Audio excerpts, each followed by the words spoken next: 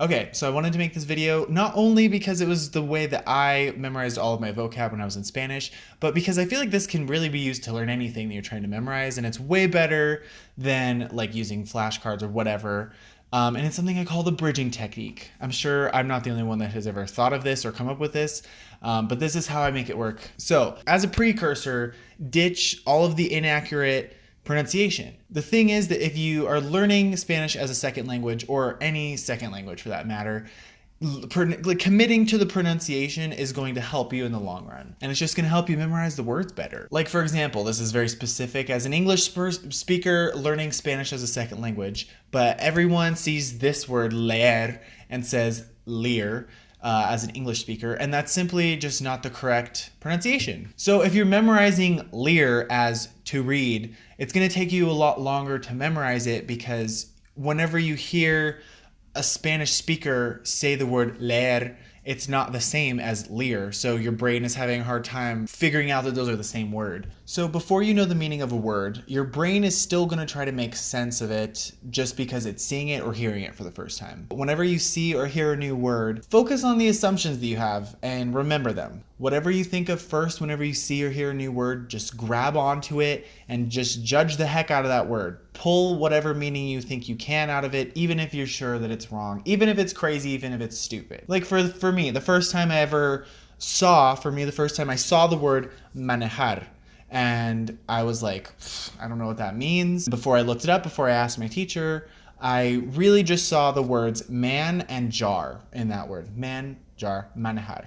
And that was my English brain, and that's fine. And then when I heard my teacher pronounce the word manejar, my English brain thought man and har. That's what I heard, and I immediately went man and har, man and car, man and car, man and car. And so, you know what happened? Every time I saw or heard the word manejar, I thought of man in a car, man in a car, man in a jar, man in a car. I had this little visual in my head of like a little guy inside of a jar, but he's driving the jar, and it's a car jar.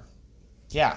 And keep in mind, I still didn't know what it meant at this point, but that's okay, because that's where step 2 comes in. So the key to learning unknown vocabulary words, or really just like anything that you need to learn, is by connecting what your first preconception was of this word to what it actually means. So once you have something stupid or funny or weird associated with a word, all you have to do is find a way to connect or bridge, if you will, that weirdness with what it actually means. In terms of manejar, connecting that word to its actual meaning started with what I originally thought of when I saw and heard the word man in a car or man in a jar. So I already had my weird association with the word manejar, but I needed to learn what it actually is, and with a quick search online, I found that it means to drive. There's a couple different definitions, but to drive is the main one, at least that I use it for. So all that's left to do is connect to drive with man in a jar, man in a car, the thing that I'm going to think of no matter what when I see that word or hear that word. So it came pretty simply to me. I'm already thinking about a man in a car. What is he doing in the car? He's driving the car. He's freaking driving it. And congratulations, you have officially bridged the meaning of the word with a weird thing that you came up with when you first saw it or heard it. So yeah, the process requires a little bit of creativity. You have to really be able to make some stretches and leaps with these connections that you're making, and you want to do it in the most natural way possible. But the beauty of why this works so well is because I didn't have to look at the word manejar like 100 million times to memorize that it meant to drive. The very next time that I saw manejar in like a book or something, I saw man in a car, man in a jar, and like that's immediately I remembered, oh yeah, a man in a car driving. Like I just remember that experience that I had because I spent a little bit of extra time to kind of make that connection in my brain. And then after a little bit of time, you don't even need that weird connection anymore, and you just know it. And that brings us to step number 3. So the whole reason behind this step is that, at least for me, whenever I'm like reading something or listening to something and I come across a word that I don't know in Spanish, my immediate tendency is grab my phone out quick and search it. I need to know what it is now, right now. But the issue is that when you rush to search a word that you don't know, you're like negating that whole part of your brain. You're like turning off the connection in your brain and just saying, hold on, don't think right now. I'm just going to look it up, which you don't want to do. It's like training yourself to wait for an answer instead of committing it to memory and learning it. So the step 3 is to stop, chill, think about it for a second. The first thing you're going to think is probably the first thing you thought when you first saw this word or heard this word. It'll take maybe just a couple extra seconds to get back to that connection that you had already set up for yourself. And then now that you've reinforced it, it's just going to get easier and faster every time until you know it. Like me, when I came to my whole understanding of the word manejar, and then weeks later, I came across the word in a text or a sentence or something, and I'm just like, manejar. Oh, what does that mean? I know I've seen this before. I see, okay, let me take a second. What do I see in this word? I see man and jar. Oh my God, I remember when someone pronounces it, it sounds like manejar, man in a car. What do you do in a car? You drive. The bridging technique. So yeah, do this with everything. You'll memorize it a lot quicker. And in my experience, I've memorized things quicker that way. And if you're using flashcards or something, write down the connection, just something like a little key before you switch the card over, or in your app or whatever. Give yourself a note being like, man in a car. Give yourself a little nudge in the right direction, and then, it'll be quicker. So for the sake of examples, here are some other words that I use the bridging technique for, just for fun. And some of them I use to actually learn the words themselves. Almohada.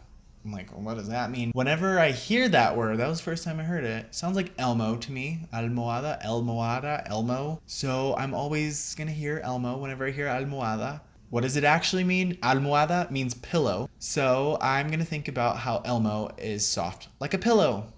Almohada, pillow. Almohada, Elmo. Elmo is soft, like a pillow. Idioma. Saw that word and I was like, that just looks like the word idiot, which is something my mom told me not to call people when I was younger, but I did say it a lot anyways. But now, I'm gonna go search idioma. What does it actually mean? It means language. And you know what? I think I can remember back to my childhood and my mom saying, don't use that language. So next time I see idioma, I'm just gonna think idioma, idiot, don't use that language. Language. Idioma means language. Guardar. What do I see when I see the word guardar? I see the word guard. I'm gonna look it up. It means to keep or put away. And then I think, yeah, that's kind of what some guards do. You keep the streets safe and you put away the bad guys.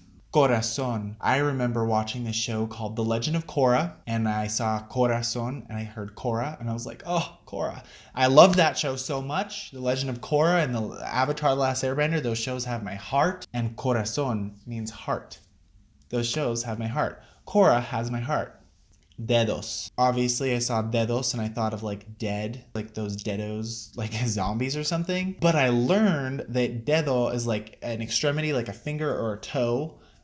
Usually dedo by itself means finger. Dedos de pie means toes, fingers of the feet. I know. So I immediately thought of that scene in Hocus Pocus where Sarah Sanderson is just jumping around and singing. And that's iconic, honestly. Barbilla. I saw the word barbilla and I thought barber. And luckily enough, it means beard. So I just thought of, if you got a long beard, go to the barber. Barbilla. Embarazada. This one is an infamous false cognate. A word that sounds like something that you think you know what it is. Obviously, I thought it was embarrassed, but it does not mean embarrassed. It means pregnant. If I ever said, estoy embarazada, lo siento, I'm embarrassed, I'm sorry, then it would be embarrassing because I would be telling someone that I'm pregnant. Colocar.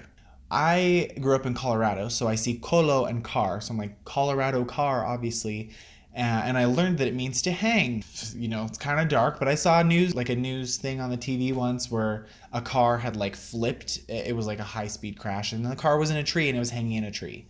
So yeah, it's kind of dark, but I just think of that car hanging in the tree. Colocar. Sótano. I remember seeing that and seeing the word Satan, spooky. But then you learn that sótano means basement. And at least for me, I'm like, okay, Satan is in hell and hell is downstairs in the basement. Sótano, basement. So yeah, those are just some examples. Have some fun doing your own things. Maybe mine will help you remember those words for yourself. Also, just, as a disclaimer, if you're using like a connection that is more like really weird or like offensive maybe or problematic or whatever, the crazier it is, the easier it is going to be to memorize. I will not be sharing any of my problematic connections. But you know what? It helps you to remember them, so come up with them and use them, but don't be problematic. Okay.